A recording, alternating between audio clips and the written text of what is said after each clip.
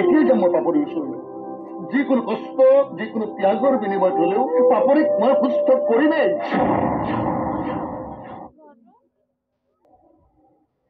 বিপ্লৱ আহি নাপালে যেন। আহিব আহিব মাজনী আহিব, তোক চাবলৈ সি আহিব। তাৰ গান শুনিলে তই সুস্থ হম বুলি কৈছে নহয়। সি হাতত গীটাৰখন লৈ তোৰ ওচৰলৈ দৌৰি আহিব। তোৰ শান্তিৰ কাৰণে এদিন তাৰ কাষৰ পৰা তোক মই লৈ আহিছিলো। ভাবিছিলো কোনোদিন তাৰ কাষলৈ মই নপঠাও। আজিও তোৰ শান্তিৰ কাৰণে বিপ্লৱক মই মাতি পঠাইছো। গান গাওক, সি গান গাওক, যিমান মন যায় তোৰ ওচৰত সি গান গাওক। সঁচাকৈ আহিব নহয় দেউতা? পাপৰি আহিছো, পাপৰি আহিছে তুমি? আহিছো, এয়া চোৱা বৰ দুৰ্বলহে তোমাৰ কাষলৈ আহিছো মই।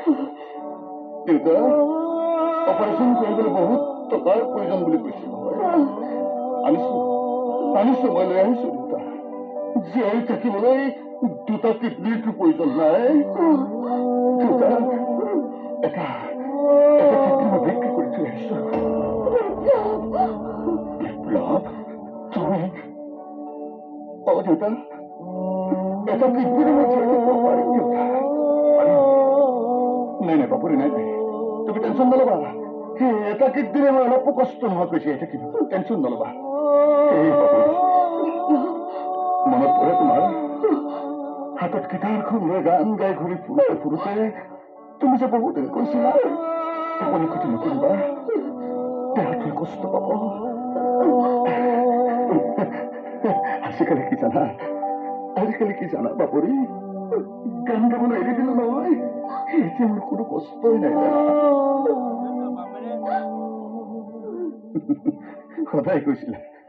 তুমি সদায় কৈছিলা নহয় মই ফাংচন কৰিবলৈ গলে ৰাতি অকলে শুবলৈ তোমাৰ বোলে বৰ ভয় লাগে।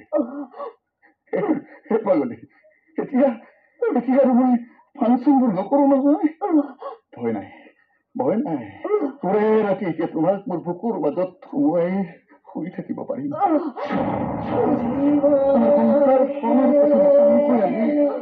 ভাবিব পাৰিম এটা কম পুতলা আমাৰ মাজলৈ আহিব। তাৰ সেই মাতবোৰ শুনি দুয়োটাই হাঁহিব পাৰিম।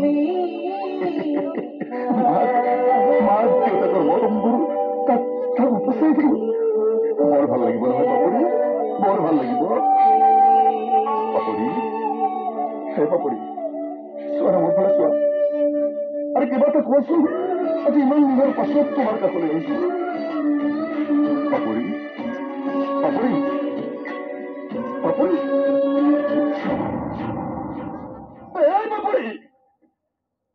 পাপৰি পাপৰি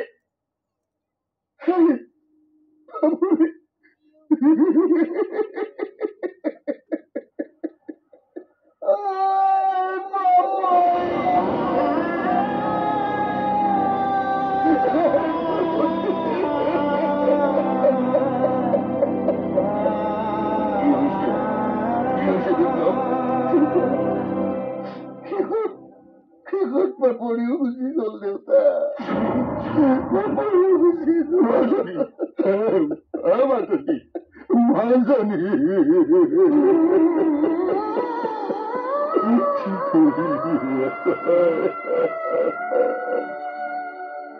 দেখিলা বিপ্লব, দেখিলা শিল্পী তুমি, শিল্পী হয়ে জগৎ জিনার কথা চিন্তা করেছিলা। আৰু আজি কি হল? এটাকৈ তোমাৰ জীৱনৰ পৰা সকলোবোৰ হেৰুৱাই পেলালা তুমি। শিল্পী তুমি, শিল্পী।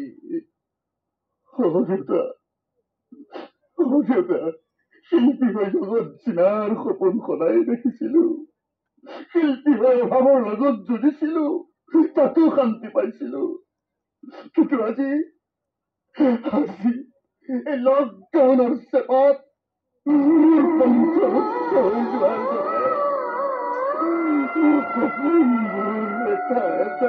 হেৰাই গল দেউতা, হেৰাই গল। আমি শিল্পী হয়, শিল্পী আমাৰ পোহৰ লাগে। লকডাউন নালাগে আমাৰ, নালাগে লকডাউন।